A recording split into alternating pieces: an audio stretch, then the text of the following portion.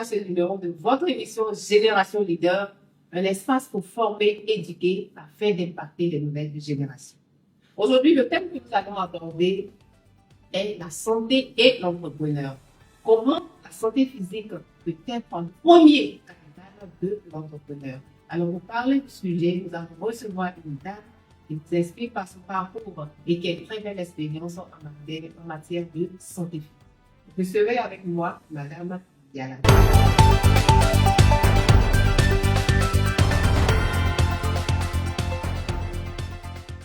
Bonjour, Madame Yala. Bonjour, Madame Kassi. Bienvenue à vous. Merci. Merci d'avoir accepté notre invitation. Je vous en prie. Alors, vous allez commencer par vous présenter à nos téléspectateurs, s'il vous plaît. Alors, moi, c'est Madame Yala, Oui. consultante en bien-être. Je suis la responsable du cabinet bio. Et ma mission, c'est de pouvoir donner des conseils, aider les personnes qui, depuis certain temps, n'arrivent plus à se retrouver du fait de leur état de santé qui commence à prendre un coup. Ok, merci. Et dites-nous, quel est le rapport, on rentre directement dans le sujet, hein? Quel est le rapport entre la santé et l'entrepreneuriat? Très belle question, Madame Kassi.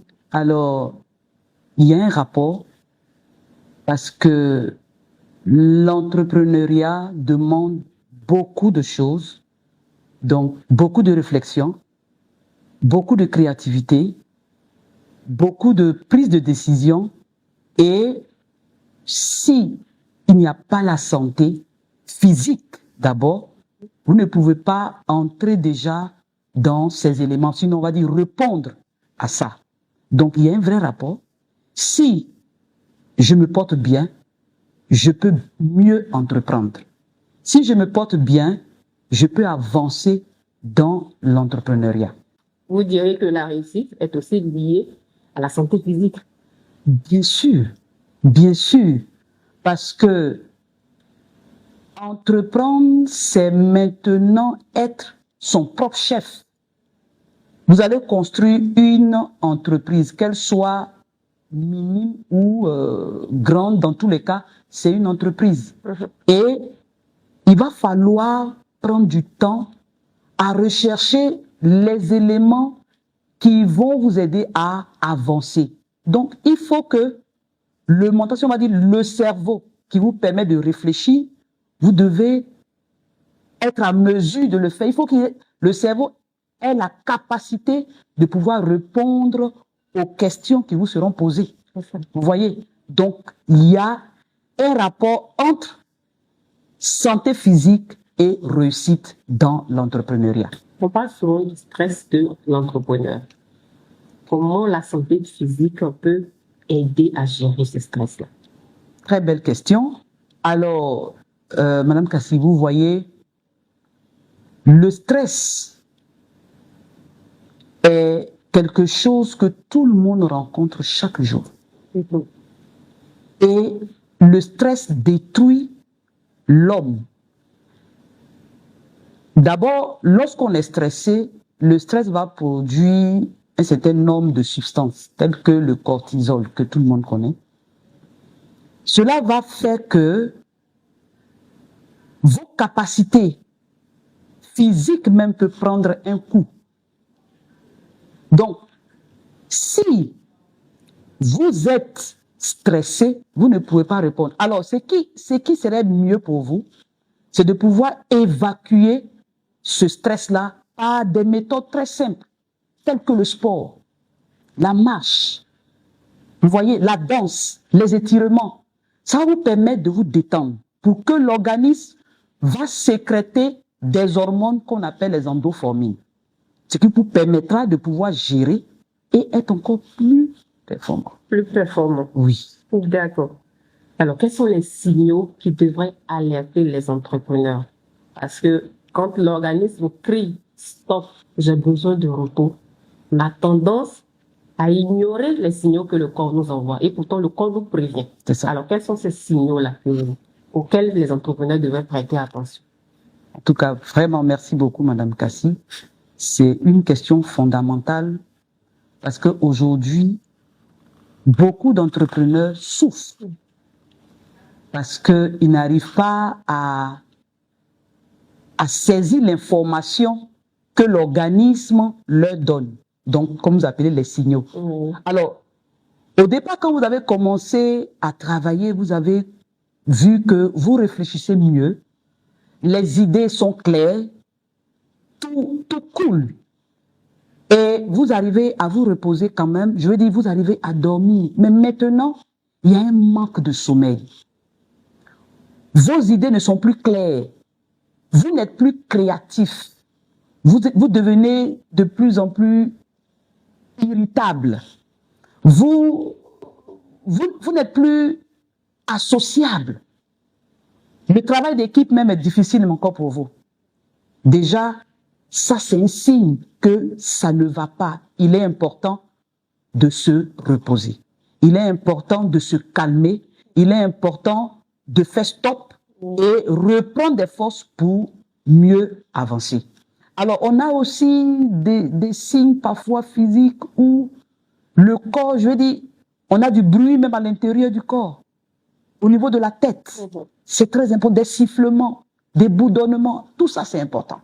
Il faut déjà, avec tout ça, s'arrêter pour pouvoir reprendre et avancer afin d'être encore, comme je dirais, j'insisterai sur ce mot, être encore performant.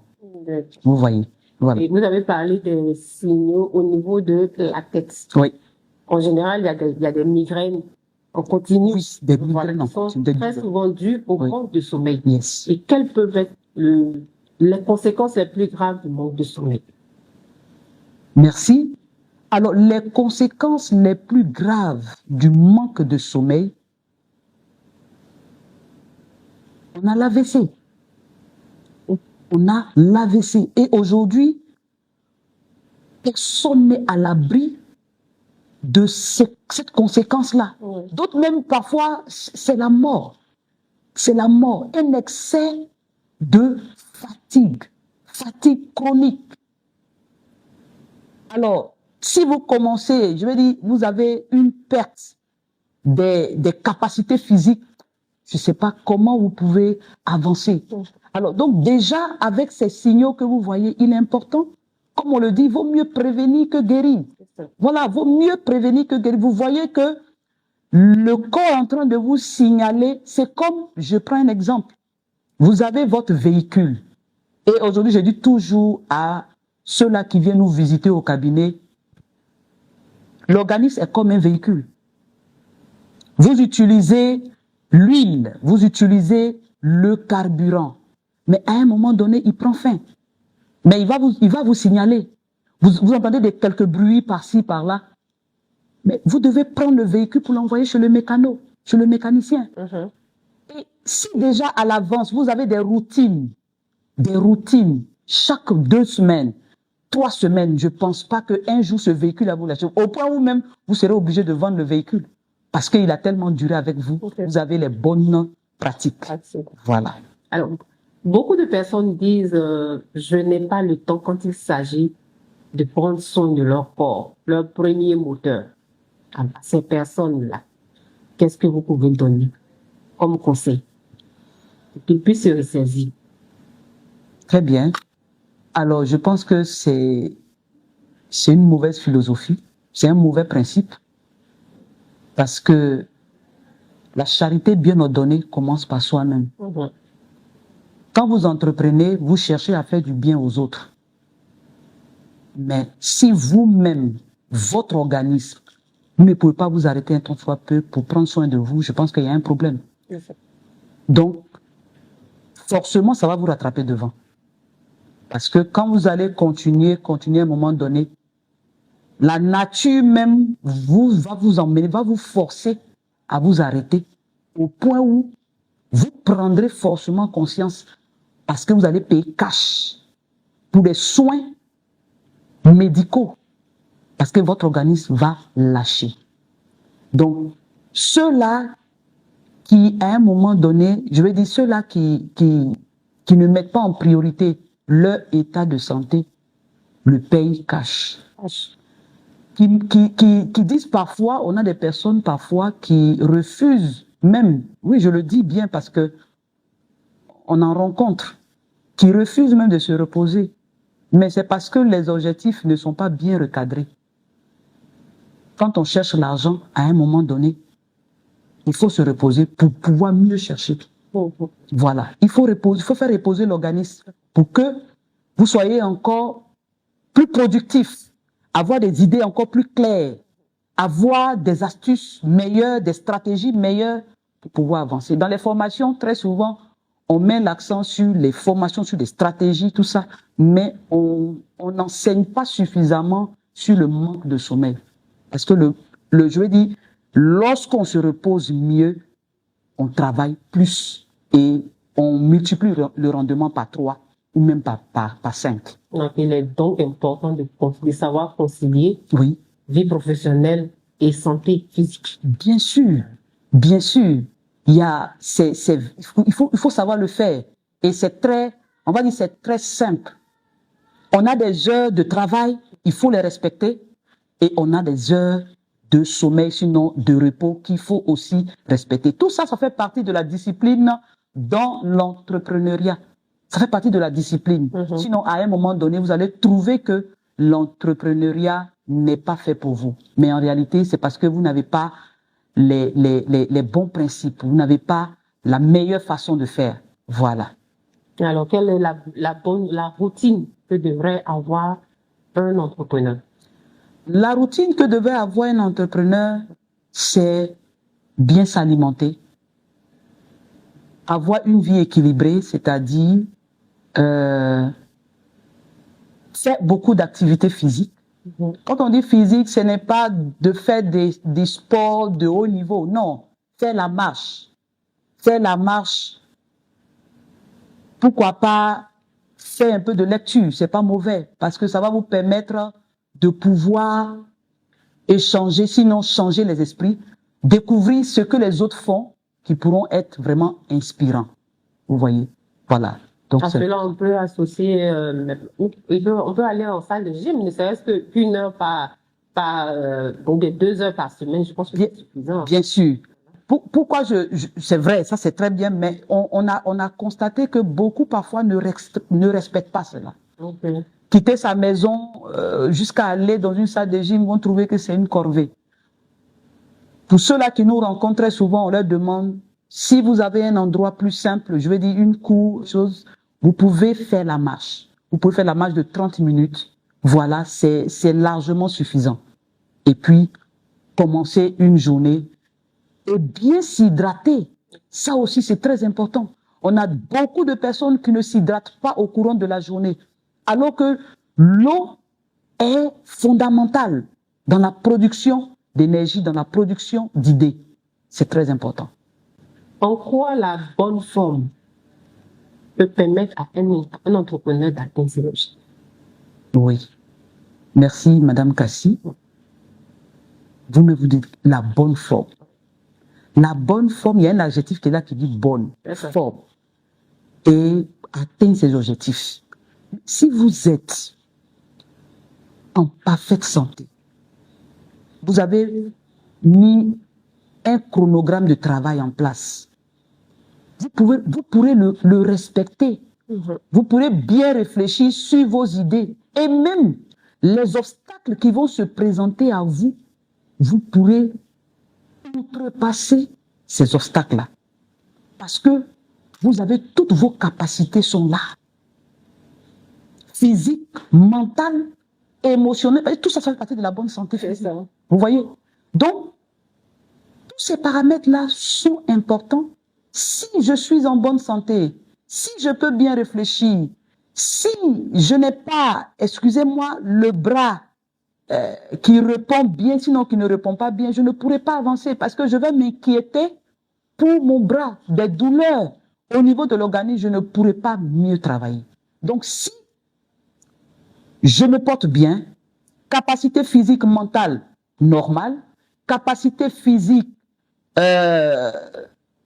parfaite, émotionnellement, tout ça participera à atteindre mes objectifs. Je pourrai énumérer mes objectifs, je pourrai les atteindre jour après jour. Voilà. Quelles sont selon vous les erreurs que les entrepreneurs devraient corriger? Par exemple, on a parlé de la routine tout à l'heure. Quelles sont les erreurs, surtout au niveau de l'alimentation? Parce que on est dehors à courir après les objectifs, après les réalisations. Très souvent, on ne mange pas. Et même quand on mange, qu'est-ce qu'on mange? On mange à la va-vite quelque part et puis bon. Donc, quel conseil pouvez-vous donner au niveau de l'alimentation? Merci beaucoup, Madame Kassi. Il y a beaucoup à dire au niveau de l'alimentation parce que ce qui fait l'homme, c'est ce qui rentre dans son organisme. Merci. Vous deviendrez ce que vous allez manger. Si je prends un entrepreneur qui passe son temps à réfléchir, à travailler au courant de la journée, qui refuse de s'alimenter parce qu'il doit atteindre ses objectifs, je pense qu'il y a eu un problème de gestion du temps. C'est pour cela que ça le rattrape. Sinon, lorsque les choses sont bien coordonnées, bien agencées, je veux dire, chaque jour, vous allez faire ce que vous devez faire. Et à des heures bien précises qui commencent à une certaine heure et ça finit à une certaine heure. Donc, normalement, le matin, un entrepreneur devrait commencer à boire de l'eau. Au moins 2000 litres d'eau par jour. Après cela, il devrait se concentrer, puisque il est chef d'entreprise, que ce soit une entreprise d'une ou deux personnes, dans tous les cas, il est chef d'entreprise. Alors, il devait vraiment être focus sur les aliments qui vont lui apporter suffisamment d'énergie, tels que des fruits. Il devait se concentrer sur cela. À la limite, je veux dire, s'il n'a pas ça, il peut aussi rechercher des compléments alimentaires qui ne sont pas mauvais pour pouvoir renforcer son système immunitaire. Donc, une bonne alimentation est une alimentation qui prend en compte les aliments qui sont riches en vitamines et en protéines, sinon on va dire en minéraux. Une alimentation qui est moins riche en glucides, parce que malheureusement, je prends l'exemple ici dans notre pays, les gens vont se concentrer sur le riz, la tchéké, les bananes, tout ça. Non, c'est pas ça. Il faut rechercher les aliments qui sont plus riches en nutriments, en vitamines, comme en minéraux, pour pouvoir vous permettre d'être léger, parce que si vous êtes lourd, vous ne pourrez pas continuer la journée. Et quand vous décidez de ne pas manger le matin et que vous allez manger à midi, vous allez faire ce qu'on appelle le rattrapage. Alors que le rattrapage va vous créer, à un moment donné, l'obésité. Et l'obésité va vous créer des maladies chroniques, les maladies cardiovasculaires. Donc, il est important d'avoir une routine alimentaire vraiment riche et en nutriments. Sinon, vous allez vous créer des problèmes de santé et votre entreprise va prendre un coup. Oui. D'accord, merci beaucoup. Oui. Nous sommes quasiment au terme de notre entretien. Merci. Alors, je vais vous demander si nous devions résumer en une seule phrase la santé physique, premier capital de l'entrepreneur, qu'est-ce que vous direz? Alors, ce que je dirais, c'est que s'il n'y a pas de santé, il n'y a pas de réussite. S'il n'y a pas de santé, notre entreprise va s'éteindre. Donc, il est important pour l'entrepreneur d'avoir une routine de santé. Pourquoi pas faire des contrôles? Faire des contrôles régulièrement et avoir, comme on a dit, une activité physique. La simple marche peut aider à évacuer le stress et l'utilisation, sinon on va dire, une alimentation vraiment équilibrée.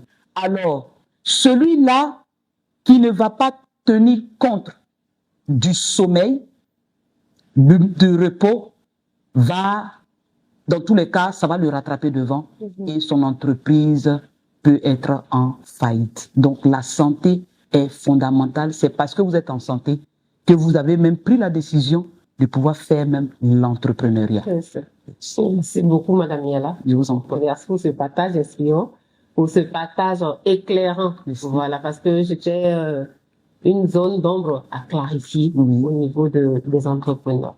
Merci beaucoup. Je vous en prie. Alors, votre mot de fin, puisque nous allons terminer maintenant. Alors, le mot de fin, je voudrais sensibiliser tout un chacun, que ce soit les entrepreneurs ou même ceux qui ne sont pas entrepreneurs, que la santé est la meilleure des richesses que chacun de nous a. Et il est important de l'entretenir, de la préserver. Merci beaucoup, Madame Yala. Je vous en prie. Merci de nous rappeler que sans la santé, nous ne pouvons pas atteindre nos objectifs. Non. Nous ne pourrons pas diriger une équipe efficacement. Non. Merci beaucoup. Je vous en prie. Donc, à très bientôt pour un autre thème. Merci d'avoir été avec nous. Merci beaucoup, Madame Kassi. Un leader fort commence par un corps en très bonne santé. C'était Madame Kassi pour ce numéro de Génération Leader. Rendez-vous la semaine prochaine pour un autre numéro. Et d'ici là, prenez soin de vous.